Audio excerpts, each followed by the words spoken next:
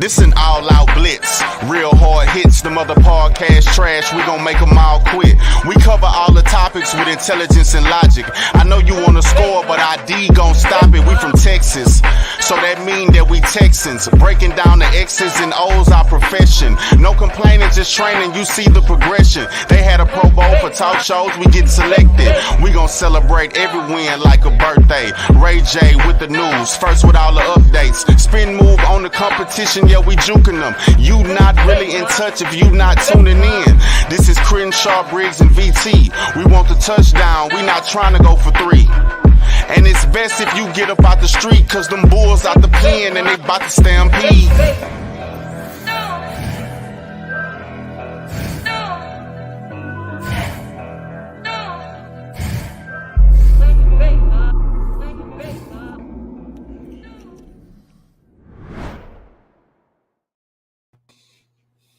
What's the deal, everybody? Welcome to the Texans Fan Battle Podcast. Got a special guest tonight. Before I get off, matter of fact, let me stop. Happy Black History Month, everybody. Yes, sir. Happy Black History Month. Yes, sir. Happy Black Panther 2 on Disney Plus to everybody. Ooh, I'm gonna watch that tonight. I totally forgot about that. Just in case y'all didn't know. So let me get off to my amazing trio here. We got the Reddit legend, Twitter legend, space legend, and if you get on his bad side, he would cuss you the fuck out. We got Mr. Brown Chubby Bear here. How's it going, guys? And apparently he can't hold his liquor either, so watch then we got the man that had the vision for this podcast, and he was grateful enough to bring us along. We got Mr. Matthew Briggs here. Say what up to everybody. What's going on, buddy? Everybody, happy to be here again. Happy Black History Month. Great day to celebrate it. All right. Special guest here, man. He is one of the 7 people that I love from the city of Cleveland. Hey, that's a long list. That's a long list. Half of them are probably made up by Bone Thugs and Harmony. So. Look, hey, we got Gerald Levert, we got Halle Berry, we got Steve Harvey. We got Bone. Who am I missing in there? We got Tom Hanks, and then we got this man right. Then we got this man. We got this man right here, Mr. Figgy Fig. Say what's up to everybody. What's going on, y'all? How y'all feeling, man? What's up, everybody? What's up? All right, man. Before I start, first of all, I want to know this, and I think the fellas want to know, and the fans want to know. How did that picture come up with you, Hannah, and Cal? And how did you get Cal to throw up the H like that? So I ain't gonna lie, man. I can't take no credit for Cal throwing that. That was all him. I did not expect that. He's down for the culture, huh? Yeah. So he came over. We was on the red carpet, and he came over talking to us, him and Hannah. And I'm like, hey, what's up? I think the highlight of my night was him talking about my drip. He came over like, man, look at your drip, man. Look at you, man. So I'm like, cool. So they had to go over to, I want to say it was ABC 13 to do an interview. And they came back to us. And they did a little interview with Landry Locker. And so I told the Texans PR guy, I said, hey, before they go, I just want to get a quick selfie. I'm like, all right, cool. So when he was done with the interview, I was like, hey, Cal, Hannah, take a picture real quick. And so right before I was about to hit the snap button, he threw out that H real quick, like, and I took it. I'm like, damn, I wasn't expecting that. So I didn't think it was that big of a deal. So when I posted the picture, people were just going crazy, like, dang, he threw up the H, what? So I had no responsibility. I ain't telling him to do it. People thought I told him to do it, but he just did it on his own. Now, did you think everybody was going to Photoshop it and do everything they did to the picture? No, I ain't think so, man. Because you know what, man? Like, I talked to Kyle a few times, man. So he pretty familiar with the show and all that, familiar with me. This is how he act, man. He's super cool and laid back. He's super loose. So it's so weird whenever he do interviews or he be at the podium. he kind of frees up a little bit. So people think he talk like that all the time, but during the breaks and when we off camera, he be cutting up. He be having some fun and all that stuff. So I think this was one of the rare moments on the red carpet where he was just loose, he was cool, he was confident. And that's the Calvin there that I know. I know whenever you do a press conference and all that stuff, he kind of, he sound like a robot or he sound like he reading. But when he not around the mic, man, he be cutting up. So I think him throwing up the H was really him. I'm gonna have to. Okay. All right. I think that's probably the next guest we're gonna have to get after February. I think we're gonna have to shoot for Cal, huh? Yeah, man. I think he was like that because he knew D'Amico was coming. I think that's what it was, man. So he was real confident. Exactly. Yeah. Yeah. All right, man. Let's get off to NFL news. Tom Brady retired. I think he retired for good this time. I don't know, but I'm gonna ask you guys 3 minutes or less. What did you just tell me about his career? A good moment, a bad moment. Are you mad? Are you sad? Are you happy? I'm gonna start with you, Figgy Fig. So I gotta confess, man. I was a Tom Brady fan. I wasn't. Yes, absolutely. Yeah, I wasn't a stan or anything. Like I was low key a Patriots fan. I wouldn't even say low key. I was a Patriots fan because when he first won the Super Bowl, man, that was early on when the Browns first came back to Cleveland. So it really wasn't a good team like that. And I just remember this guy named Tom Brady who was the underdog, the true underdog. Nobody knew who this guy was, and he pretty much helped that team to a Super Bowl. And this was back when the Patriots was the underdog, so it wasn't like the dynasty Patriots. So I'm like, you know what, this is my team. I'm gonna keep rooting for this team. So yeah, man, I think Tom Brady, the greatest that ever did it.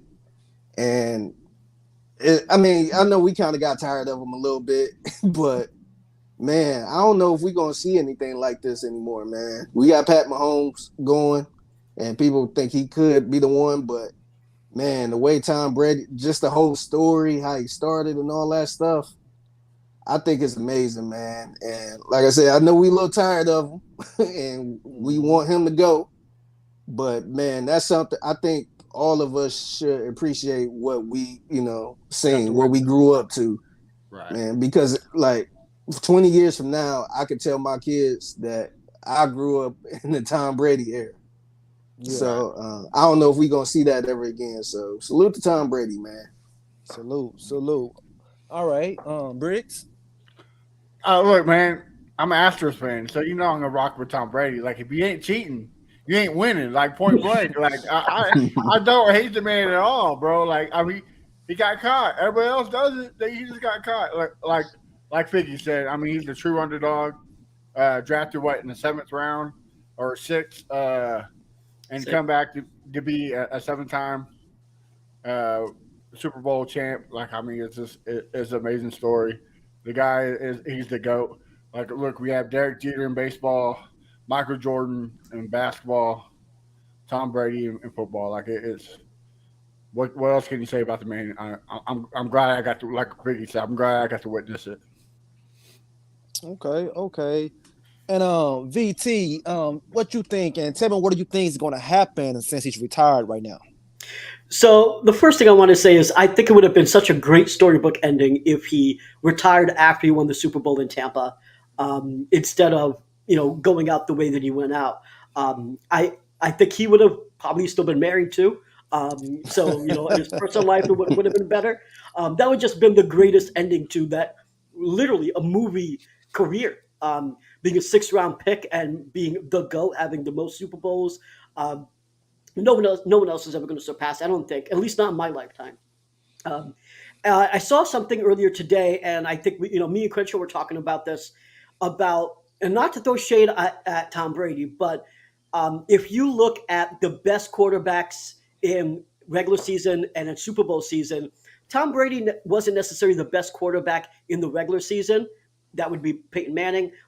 He wasn't the best quarterback during the Super Bowl. That'd be Joe Montana. Went 6-0, never threw an interception in a Super Bowl. But the thing that he had was dedication and longevity. He dedicated his life to football, which makes him the GOAT. That's undeniable. Even if you're a Tom Brady hater, you can't deny it.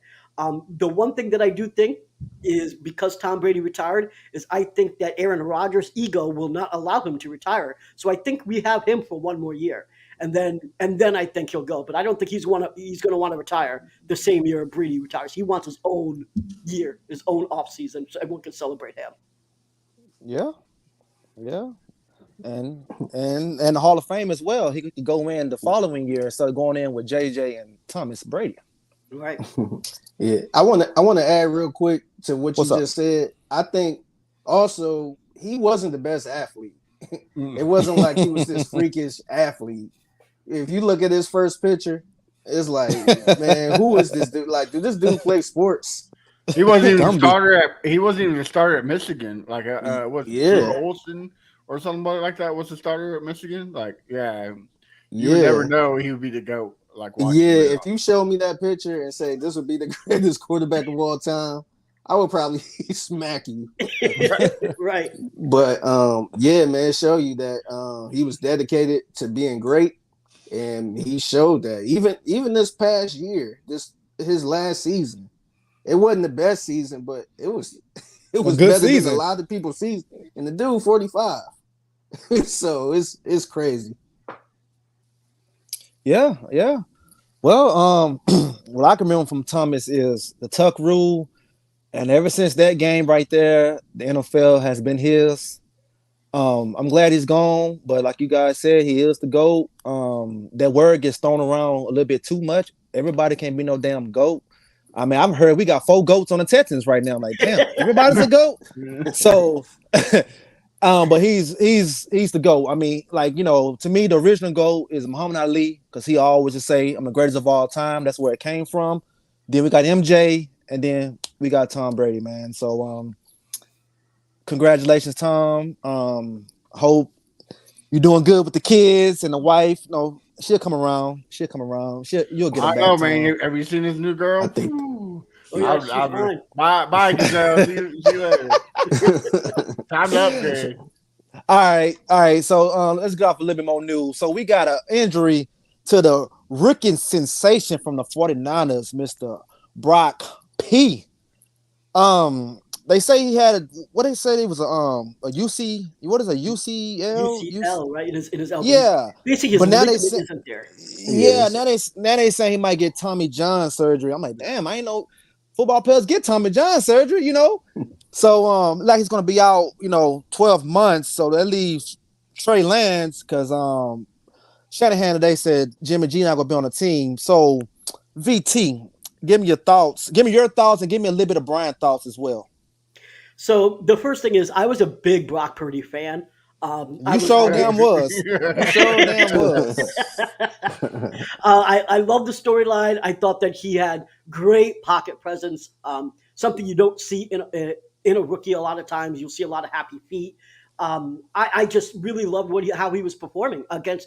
I think the Raiders was a great game where, even though he was throwing, not necessarily loose with the ball, but he still showed like with the immense pressure, he could still throw the ball. Something you don't see like that, So anyway, I was a big fan. Here's the issue now.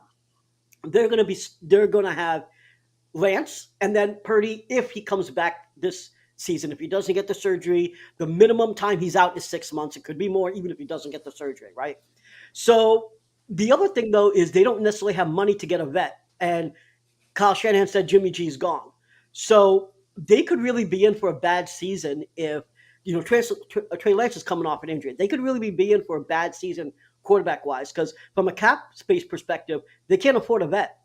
And what that also means for us as Texans fans and as fans that just got D'Amico, we could be getting a couple players because they may need to free up cap if they need to get a quarterback. Exactly. So who are the players that I put on the list here? Charles Omenihu, Samson, I'm sorry, bro, I'm going to murder your last name, Samson Ebukam, and Jimmy Ward. So those are the 3 dudes that would be my target to bring over here and potentially get a chance at actually getting them. Travius Ward too might be another one that he can come here too. So I don't know what his contract, honestly, what he would want. So I can't remember off the top of my head, but just from a money standpoint, I think these three dudes at least are doable from a cap space perspective. We're going to have about 75 million after that update from the NFL, an additional 16 million. So after we release everyone and cut all the projections and extend Tunsil and all that fun stuff, we should have about 75 million. That's a lot of money, man. We got to start spending it. Yeah. All right. So, not a big news today. Well, yesterday, Sean Payton was hired by the Denver Broncos. Now, Fig, let me ask you a question. Are you a Sean Payton fan? Did you want Sean Payton to be the coach, or are you happy with who we have right now? So I was a Sean Payton fan. I respect what he did in New Orleans, but I was just not on board trading picks for a head coach, man. Look, man, I don't care. I mean, unless it's Bill Belichick 10 years ago or something, then I could probably get it. But I just wasn't a fan of giving up a first round pick for Sean Payton, man. So I think the head coaching candidates this year was pretty good. So if we missed out on Sean Payton, I feel like we might have missed, we probably dodged the bullet because you got DeMeco Ryans. I'm very happy with that. If let's say we didn't get DeMeco Ryans, you got Mike Kafka. I think he's pretty good too. So it's so many other options this year where it wasn't like a Sean Payton or bust. Or I kind of think DeMeco Ryans a bust just because he played here and it all makes sense. But culture, right. Yeah, but let's say he didn't choose Houston.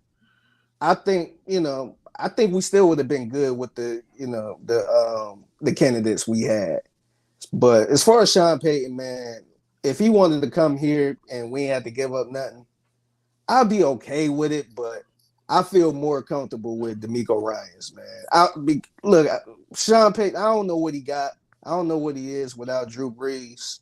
Maybe he is good, but it was kind of sour the way he left New Orleans a little bit. I can't get that out my mind. So, and then all the other stuff, him going on TV and all this other stuff. So I'm like, what do you really want? Do you just want a cash grab, or are you really down for the rebuild? Or just being a diva, it seemed he came off like a real big diva to me. Yeah, I don't look, man. I just, like I said, I respect Sean Payton, but is he that $20 million a year type of coach? Because I didn't look at John Gruden like that. The way the Raiders gave him everything the second time around, I was just like, yeah, like I'd rather get somebody younger and cheaper instead of giving him part owner of the team or whatever crazy deal they gave. I think they gave him like $100 million. Yeah, it's just like I don't know if he's that good in my opinion. I think those should be only for the Bill Belichick's the Pete Carrolls. Yeah, I think those three are the only ones I would do that for. But I'm happy with DeMeco Ryans, man. I think it's a perfect marriage, and I think it all makes sense. And I think we definitely dodged the bullet with Sean Payton because it probably would have been a hot mess and a lot of drama. Okay. Hey, so Briggs, now the compensation for Mr. Payton, do you think that was just about right, or you thought it was gonna be more? What do you think?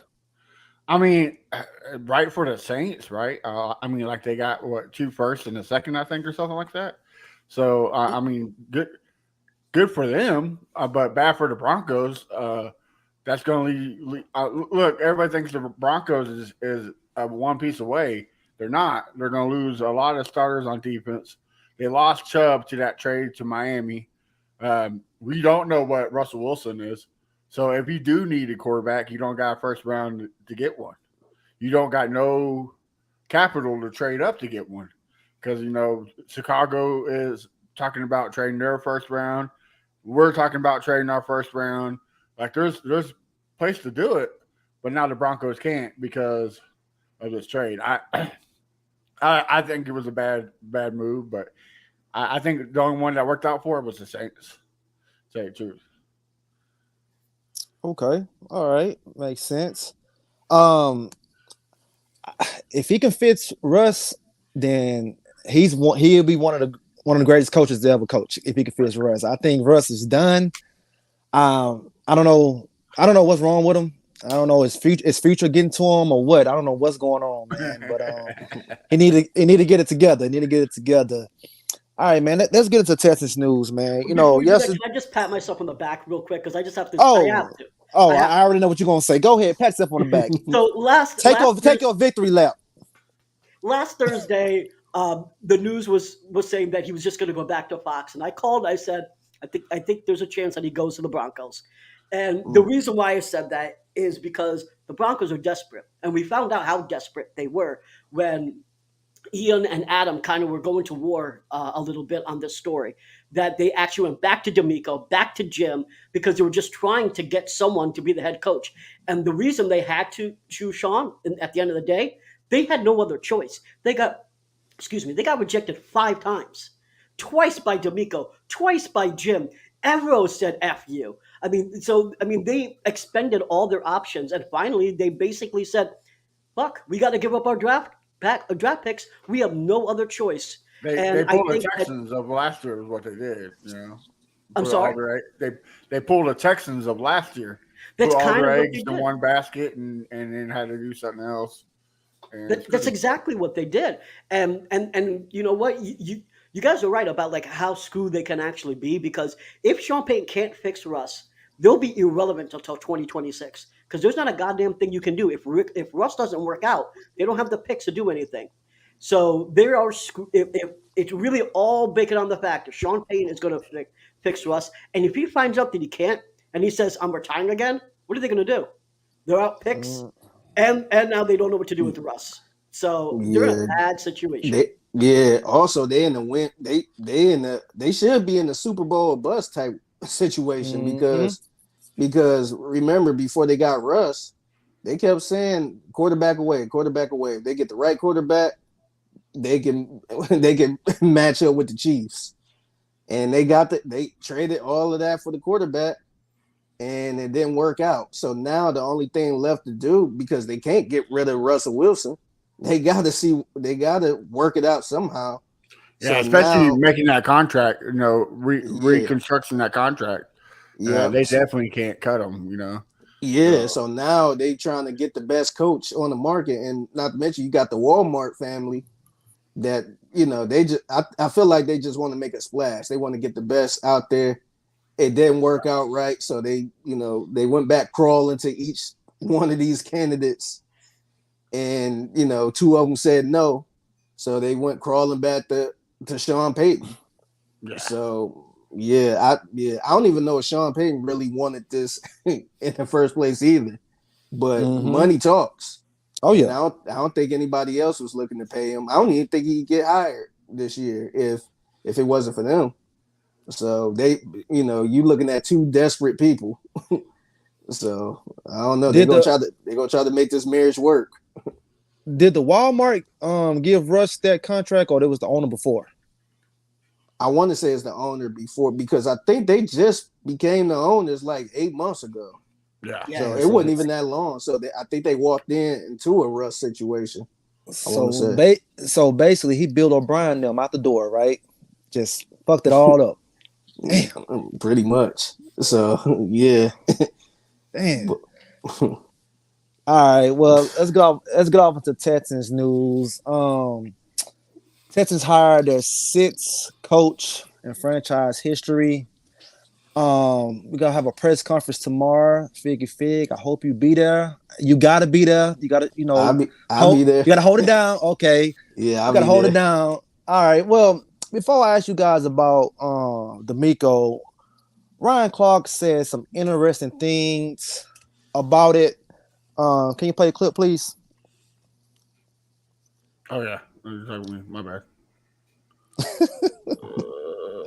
The thing is this too, like when you look at a guy, and y'all know this, I don't want somebody nobody else wants, right? David Culley wasn't about to be a coach in the NFL, right? Lovie Smith wasn't about to get another head coaching job. This is a dude that other teams want. This just wasn't just the Houston Texans saying, oh, I've identified this guy and I think he can coach. No, this is DeMeco Ryans. This is the coach of the #1 defense in the entire NFL. This is a guy that was coveted by other organizations. So getting him is a win for us. Yep. We won this time in getting this coach. He's going to be here with me. He's going to help a young Derek Stingley grow. He's going to help a young Petrie at safety grow. He's going to help whatever quarterback we get an opportunity to draft grow. That's important.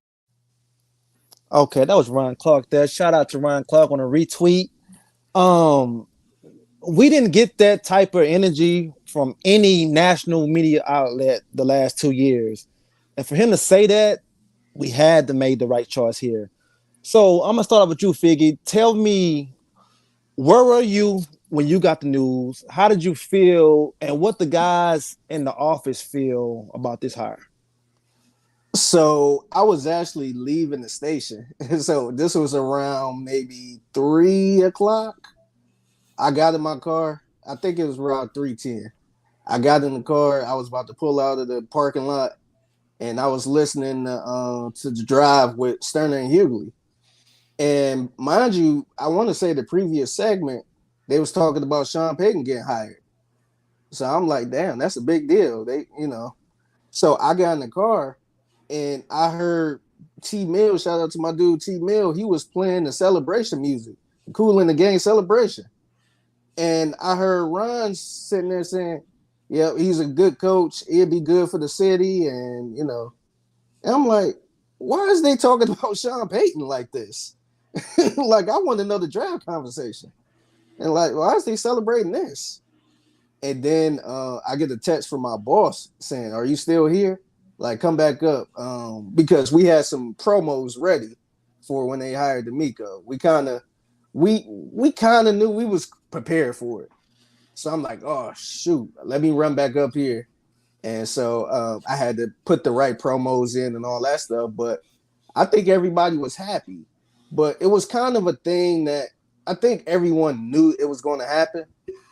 We seen the signs, but we were just kind of waiting around, and we started getting a little antsy because you got the national media types, the Josina Andersons, and people like that was saying, DeMeco Ryans didn't pull his name out of the consideration for the Broncos. And so it was like, all right, man, like we need to hurry up and make this hire before something crazy happened. But I think everyone around the station was super happy, man. Like genuine happy, because the last 2-3 years was rough. The coaching was rough. And, it's hard. Like a lot of people always think us working at Sports Radio 610 that we like the Texans to be bad because that brings content. And that's BS, man. It's not fun covering a bad team. It's a lot more fun, covering a team that's good. So we want this team to win, and we were super excited.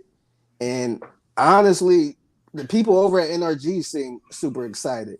They were showing pictures. They were showing the pictures of DeMeco in there with Mark Vandermeer and DP Sadu. And everyone genuinely looked happy. And I don't remember that back when Lovey was there or when David Culley was there.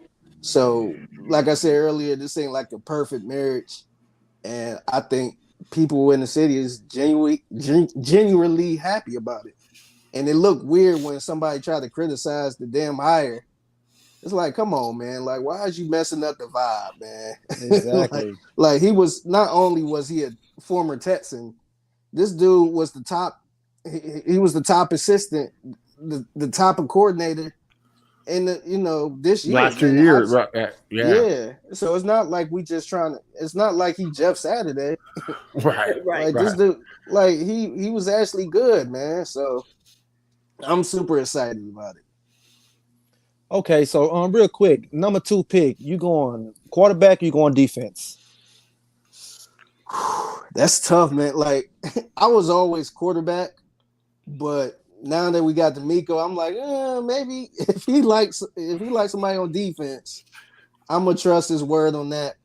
But honestly, man, I think we should go quarterback, man. I'm still on the quarterback train. However, I think it's gonna be tough if, let's say, Indy trade up and get that number 1 pick and they get Bryce Young. At that point, I'm kind of torn a little bit because I'm like, damn, I'm a CJ Stroud guy, but I got questions about him. And two, if they really if the Texans really want Bryce Young, I don't know about trading up to number 1 to get him that bad. So if he fall to us at 2, take him. But I'm not sure how bad I really want him if I want to trade up for him. But I'm still quarterback right now. Okay. All right, Briggs, talk to me about D'Amico. Cap. The best signing that we had in forever. Like, I mean, Gary Kubiak, good signing. Bill O'Brien, the most winningest coach in Texans history, a good sign. But this one, I mean, we follow the youth movement, right? That's what we've been preaching all this year. The youth movement. Petrie, Stingley, Harris, the youth, Pierce, the youth. Now we got somebody to follow that. Now he just got to get his staff put together, which I think is going to be a good staff. The list of the guys that he has, good list. So put that together. I think it's solid. What I'm pissed off about is the fans saying, "Oh, we're really going to hire a guy who got raced by the Eagles on Sunday." Guys, come on. The defense held him to 260 total yards. The only reason why it was 31-10 was the offense turned the ball over 3 times on their 20-yard line. Like, that's all you got to do is walk the football in. That's all you got to do. I mean, the yards per carry for the whole rushing was, I think, like 2.8. Like, they didn't do anything magnificent. They just got lucky turnovers. They did what a good football team was, and that's take advantage of turnovers. That defense is still a good defense. I think BT or somebody said the passing offense was top 10 last year. It was the rushing defense that was terrible. Have him come fix the rushing defense and keep the top ranked passing defense, and let's build. Let's grind. I'm ready for it. I mean, real good move.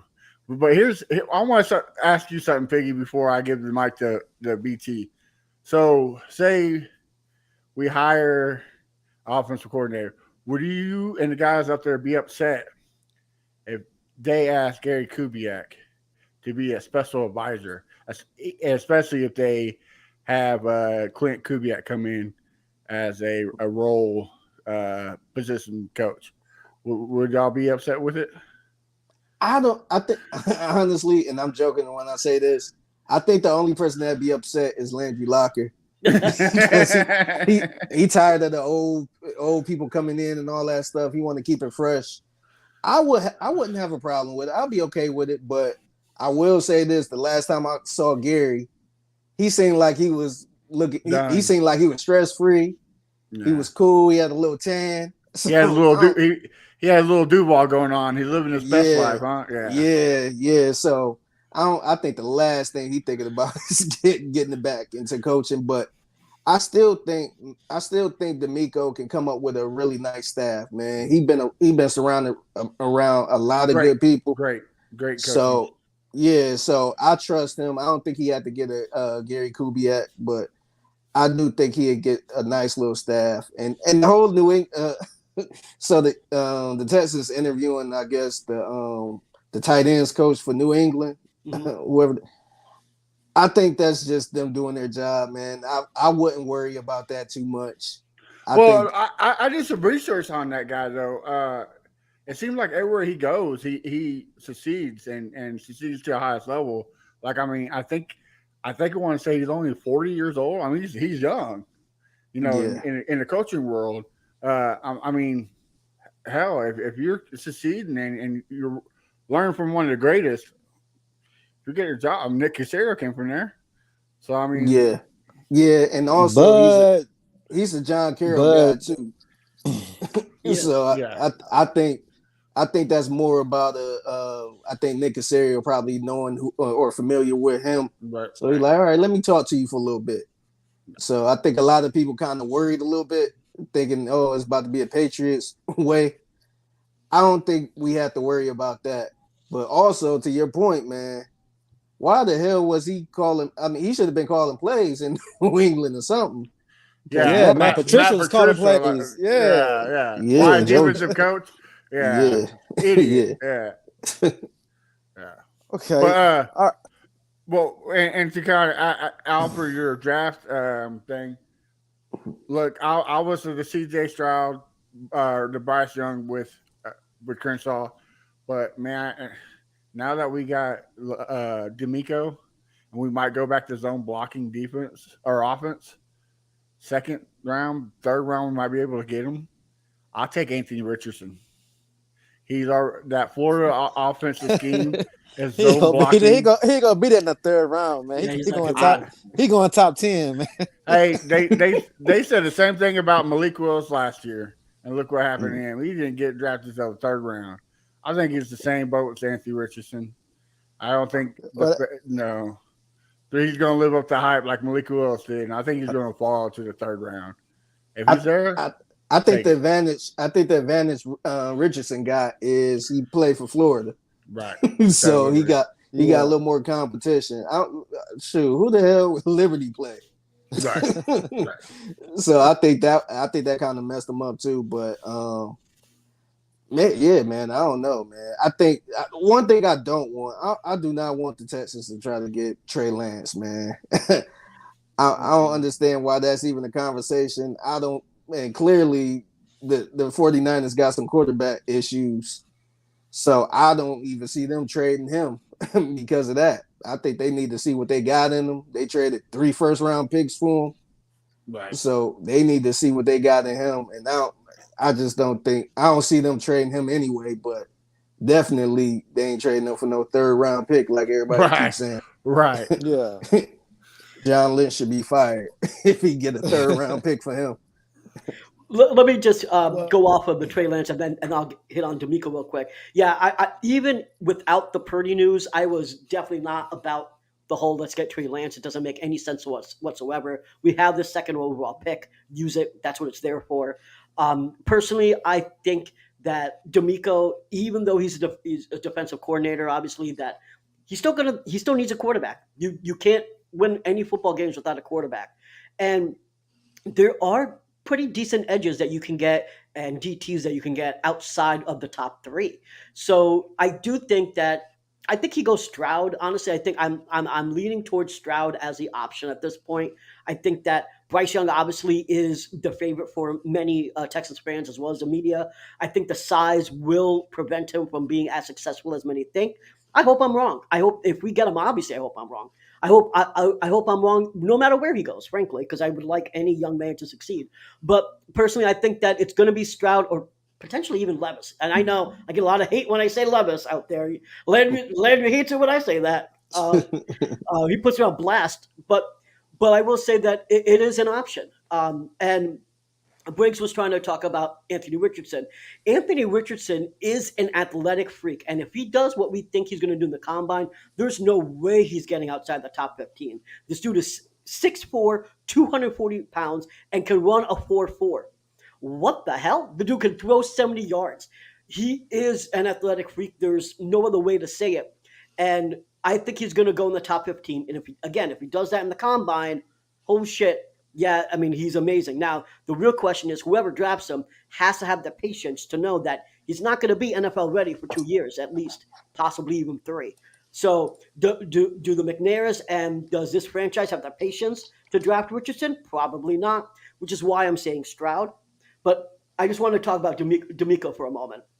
Fucking A, we didn't have to draft picks for Sean Payton. Thank God. Shane was actually my first.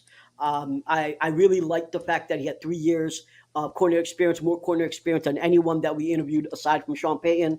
I know that we're going to draft a quarterback this class, so I wanted an offensive-minded coach. I know that if we do well, anyone that D'Amico gets will likely be hired away. However, there's so many positives with D'Amico, right?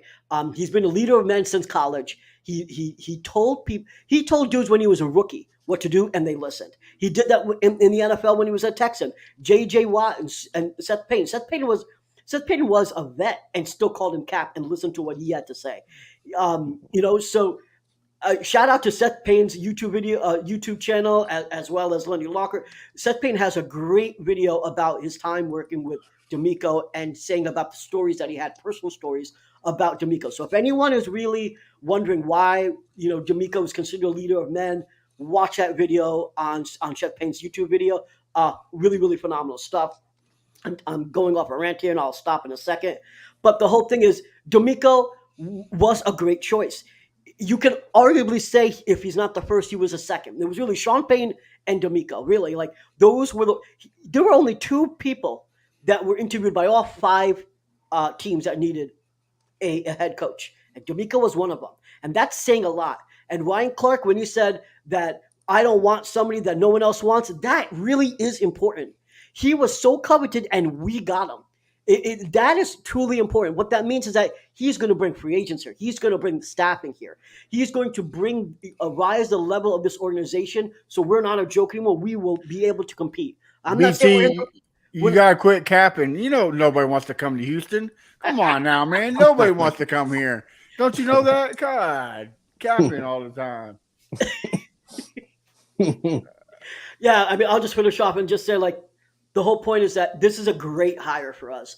I think that anybody who still is not on the D'Amico train needs to do a little more research and figure out why we hired him, because we didn't hire him just because he was a former Texan. We hired him because he was a great candidate.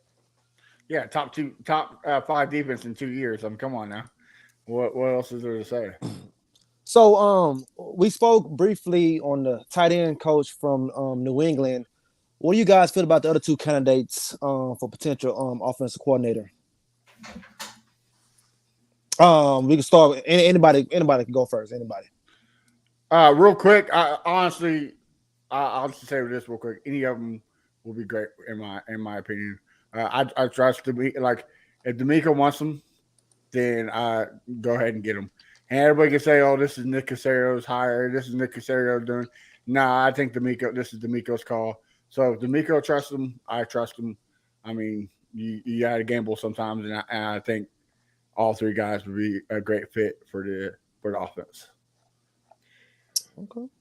Let me talk a little bit about Troy Walters, because I think a lot of people have questions about him. And he's actually older than D'Amico. I think he's 45, 44, 46, around there. So he has a lot of experience. He has 11 years of collegiate experience alone. And so this is not a dude that, it's just coming up out of nowhere. He has a ton of experience, and he helped Jamar Chase, T. Higgins. I mean, you look at what the Bengals had. I don't think that would be a bad choice at all. I like the Troy Walters thing. About the Patriots dude, what his name was, Clay, right? Nick Cayley. Nick Cayley. So I don't mind if we bring someone here from the Patriots. I know some people hate the Patriots way, but I actually like the fact that Nick has a Rolodex that he's been building for the past 20 years. Between him and D'Amico Ryans, they will put a staff together that works. It already looks like they're working together. It doesn't seem like there's any combative nature. So far, things look great. And I want them both to sit down and figure out a staff that's going to work well. I think people have to stop thinking about Nick's just going to bring people here that he knows. Well, that's what every general manager and head coach does.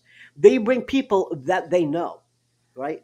And so it is important that they can work together, and then between both of them, build a staff, and particularly build a staff that can work with the turnover we have, meaning that we don't need just a great OC. We need a great QB coach that can turn into OC. Because if we do well, like I said before, that OC is going to have a new job as a head coach. So we need to constantly make sure that we're bringing in talent that can be elevated and be promoted to be an OC and so forth. We need a DB coach that can be a DC if they're taken away. And I think that is what Nick and D'Amico are working on. Yeah. Figgy, what about you, Figgy? What do you think? Yeah, I'm kind of with A1 on this one, man. I think I don't have a preference, man. The one thing I will say, I just don't want us to look at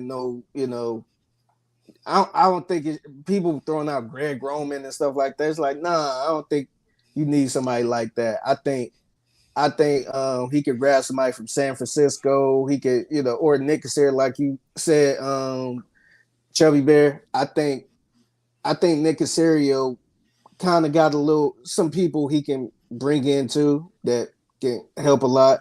So yeah, man, I trust D'Amico on this, man. He been around some good people. Right. So I would trust him on that. Well, and you're also doing a due diligence, right? Like if you interview them, you're not just interviewing them for the OC job. Or like you might say it's for the OC job, but say you get to somebody else. All right, we still have to fill the tight end position. We still have to fill in blah blah blah blah. Like you can still fit these guys in that you already interviewed for the OC position. Like you're still you're still making a lot of moving parts. So I like that we're interviewing more than one. Hopefully we interview a couple more, but like I said, I'm okay with whoever D'Amico brings in. Fair. Okay, fellas, did we cover everything? Yeah. All right. Well, this part of the show where we like to ask the guests questions. Is that okay with you, Figgy Fig? That's cool with me, man. All right. Briggs, you go first. What you got for Mr. Fig over here? Well, Figgy, like we said at the beginning of the podcast, it's a wonderful month, Black History Month. For what inspired you to become a producer in the sports industry? Like, is there a certain person, or is it just like, hey, I just want to do this? To be honest, man, I originally didn't want to get into sports, man. I was just a regular fan that, keep up with sports. I watch Sports Center and that's about it. But I always wanted to work in the hip hop station. But nowadays they really don't have any positions like that. They kind of got the DJ doing everything. So my only way in the business was through sports, because sports, they always need people to run the boards or, work game days and stuff like that.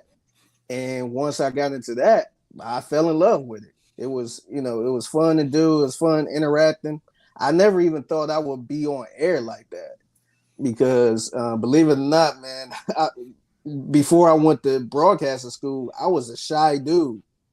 I ain't see myself cracking the microphone or doing anything like that. So, I got into sports. I just got super comfortable. I started doing more research on what I need to know. And it was pretty cool, man. But to answer your question, people I looked up to, I always looked at people like Stuart Scott. Rest in peace, Stuart Scott. Because that's setting the bar high, bro, right there. Yeah, because you know what? Out of all the people, because he wasn't the first Black person in sports, right. But if you look at somebody like him, that's somebody I could kind of relate to, because the way he talked, some of the lingo he used is some of the lingo I use or I heard of. So the way he break down highlights, it was like, dang, that's cool. I can relate to that. He wasn't just giving the highlights, just read from the teleprompter. He would put his own flavor to it. Where I'm like, okay, like people in the hood can relate to Stuart Scott. So right. That's somebody I always looked up to. And right now, somebody I look up to my man, JR Sport Brief. He do the CBS national show at night. Yeah. And the dude is dope. If you look up his history, how he started, he just started on the YouTube. He started pretty much how y'all started. That's the goal, brother. That's the goal. Yeah. He started with a YouTube channel. He would pump out content, and this was like 2009, 2010, and he just kept going with it. So if you look at his old YouTube channel, this dude got interviews with Kobe Bryant. He got interviews with all type of random people, and he do it all, man. I think he do some work. So I think he stay in Atlanta. So he do some work with the hip hop station out there, V103. So he worked with Big Tig. Remember Big Tigger that used to work with BET? So he do some work with him. He do his night show. He fill in for the Fan up in New York. So he's doing a lot of stuff, and when you listen to him, he's just him. He be himself. He talk about, stuff his own way. He don't sound like a Landry Locker, or he don't sound like a Sean Pendergast. He's pretty much JR. He's real. He's legit. So I look at somebody like that right now, like, damn, if I could just be Figgy Fig, people gonna like me. I don't have to, because I used to think I had to sound a certain way to be in sports. And that's not the case, man. They just want they want you to be you. You don't have to sound like Colin Cowherd. You can be yourself. So that's why I look at people like JR who is himself. I look at Ron and Show Hughley, who is himself, and a lot of black folks like that. So I look up to all those dudes. Awesome, man. Yeah. Oh, okay. So you went to the what was it? The Ohio Center Broadcasting School, right?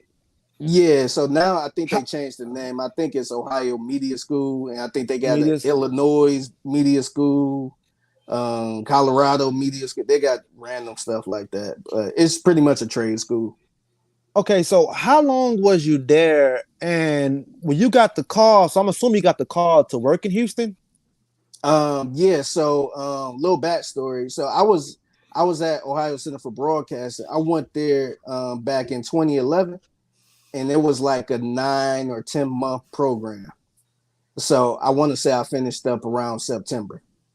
And how I got to this company, I started off as an intern up in CBS Radio in Cleveland. So I was working with 92.3 The Fan and all the other stations they had.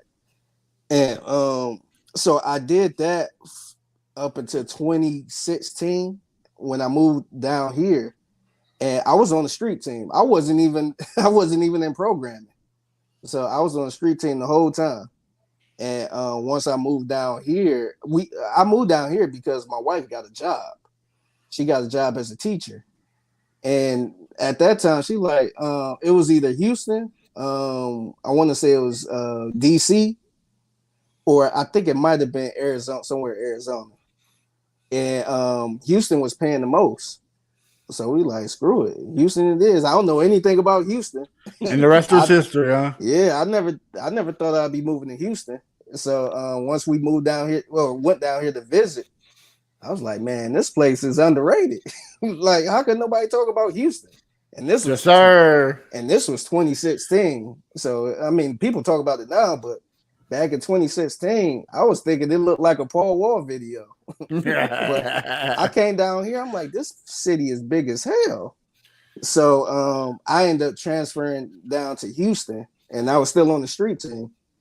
And I pretty much worked my way up. I got into programming, into the programming side, and the rest is history. I would fill in. I was doing all type of work, and I took whatever opportunity that was handed, that was there.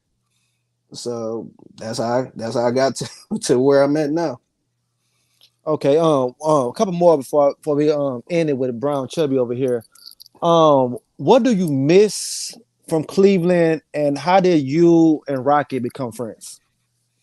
Okay, what I miss from Cleveland outside of my family, not a damn thing. I don't, man. Love it. Yeah, Love like it. I miss my family. I got nieces that I seen one time because they was born when I was down here. But one thing I do miss, so in Cleveland, we are known for like corned beef sandwiches. So big corned beef sandwiches. And it's another thing, y'all. I know y'all don't know what it is, but it's a thing called a Polish boy. Mm-hmm. So it's pretty much a Polish sausage with barbecue sauce, French fries, and coleslaw on it. We very known for that. I don't know if they got it in. Do they got it in Kansas City? I can't, but they probably have it at the rodeo. Probably have it at the rodeo this year. Yeah, yeah. So that's what I miss the most about Cleveland. But outside of that, the other thing I miss about Cleveland too is the casinos. We had the casinos there, and they just got sports betting there. So I see my whole damn timeline talking about betting on sports and parlays and shit. So I'm like, damn, I wish we had that down here. But as far as Ryan Rocket, I met him because he was a part-time producer just like me. So when I got in the door, he was there. He was filling in. He was doing production around the station, and we actually just became cool because whenever he'd be working the show, I'll come in after him, and we'd just be in the studio just having debates and talk about you heard this new song, or how you feel about this, how you feel about that. And it was another young lady. Her name was Janice. We call her Jules. And we will all be sitting there debating and arguing and all this other stuff. And we was like, man, we should start a podcast. So that's how we started the podcast. And eventually, Ryan Rocket started producing for the Paul Gallant show at night. So with us being the only 3 black producers there, we would have to record later that night because Paul's show didn't end till 11.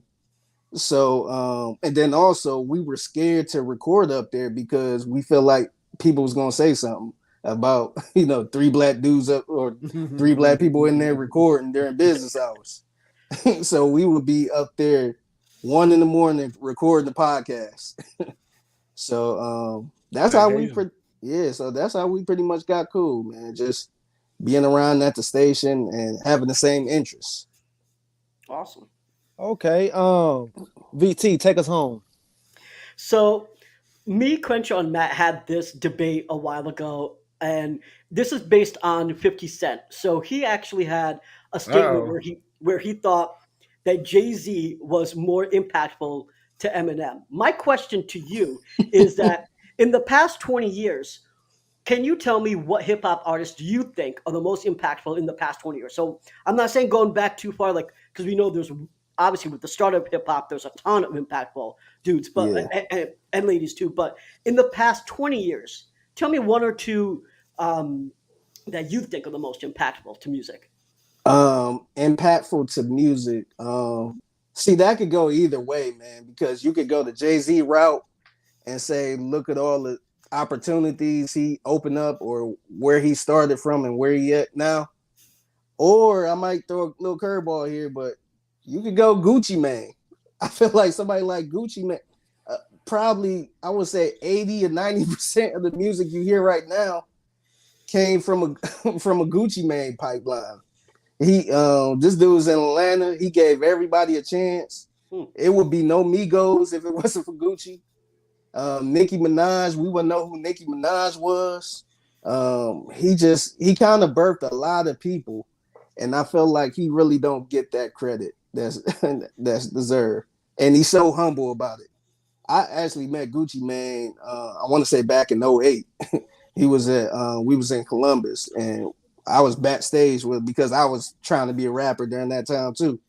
But he was super cool, man. He was real cool, and he always gave people an opportunity.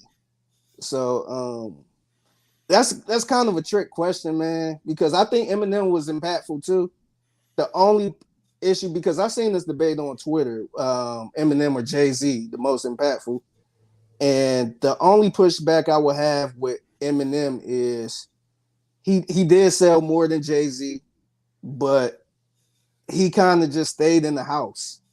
He didn't really, I mean, you can't name a lot of artists that he put on to make millions or stuff like that. You could that sounds familiar. It sounds like somebody said that. See, you can look at Jay-Z. Jay-Z was responsible for Rihanna, and look what Rihanna's doing. Jay-Z, help with Beyonce. I mean, the list. or Kanye West, J. Cole. I mean, the list goes on. I mean, Lil Wayne was more impactful than Eminem. Look at these guys swag now because of Lil Wayne. Yeah, I mean, come on, man.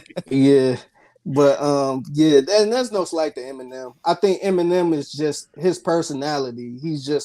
I think he's just a homebody, man. When you look at Eminem, He can out rap everybody. He's a hard worker. Like he stays Yeah. in the booth, and that's the only place Yeah, like look at, 'Cause he don't even get dressed up. Right. I watched a thing about Akon, and he was talking about Eminem, and he did that song. I forget what it was. Smack that. Smack that. Yeah. And Akon said, "Hey, Em, I'm gonna come." He's like, "All right, I'll be in the studio between 9 and 5, coming in." And he said, "Man, I got there like at 5:05, 5:08, and Eminem's leaving." And he's like, "Hey, man, let's go." He's like, "No, man, I told you 9 to 5. Like, you're not here. I'm going home. You gotta hit me up tomorrow." So, I mean, I appreciate that kind of dedication. But I think my most underrated, impactful person would probably be Gucci Mane, because like I said, Nicki Minaj, he put Nicki Minaj on, or I wouldn't say put her on, but he put her on the record, and we didn't know who the hell she was. Right. Same thing with French Montana. Yeah. Ain't nobody know who French Montana was like that, and he put him on the record. There's so many people he did that with. Ray. I think Ray Sherman. I think he had a song with Ray Sherman at one point. So it was just so many different artists that went through Gucci Mane, and a lot of these artists wouldn't even be here if it wasn't for him. Okay. So before I know we gotta kick it off, but before we do, who has better music, Ohio or Houston? Come on, man. Ain't even the question. It got to be Houston, man. It was at one point where people from Cleveland, I ain't gonna say the whole Ohio, but specifically in Cleveland, were sounding like people from Houston at the time, because Houston was hot. And you know how it go when one part of the country is hot, then people start taking that sound and trying to sound like whatever's hot. Swing, yeah. So people was up in Cleveland talking about capping and candy paint and swangers and stuff. So Houston, I think the music is so underrated, and I think it's starting to get a little appreciation now. But I think the run, I hate that the run was so short. But I think people be sleeping on Houston music, man. No. Okay. VT, any more questions before we end the show? No, that was it. All right. Well, I want to thank y'all for listening to us. Figgy Fig, tell the folks where they can find you and what you got coming up. Man, you can find me on Twitter at the Figgy Fig, or all social medias for that matter at the Figgy Fig. I am on In the Loop with Landry Locker, John Lopez from 10 to 2 on Sportsradio 610.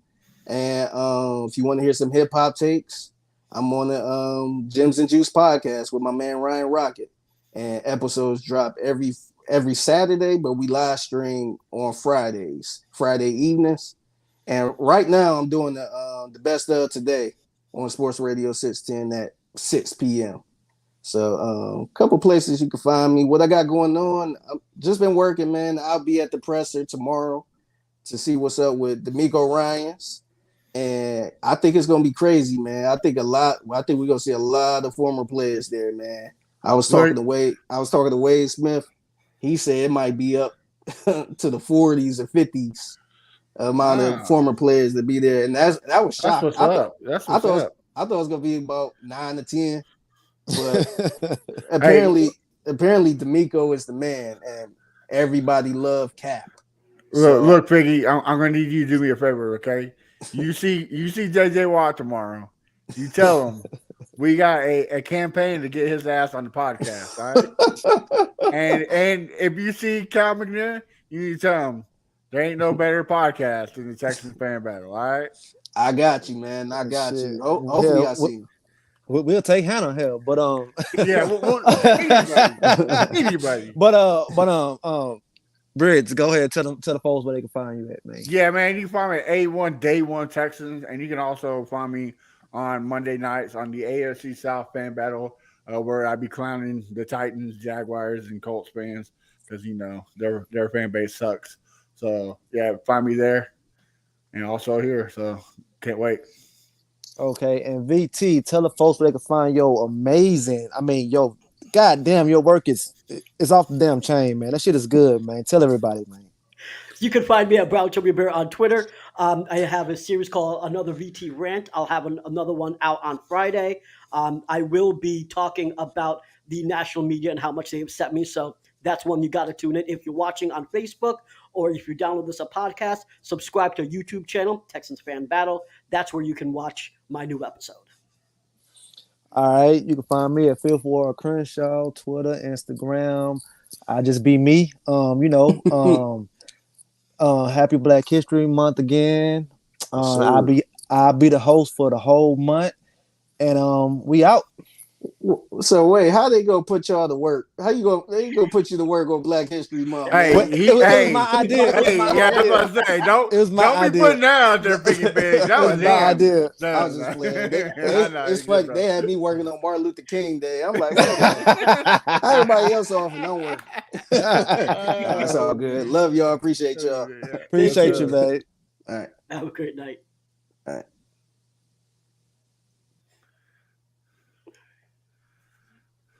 And we're good.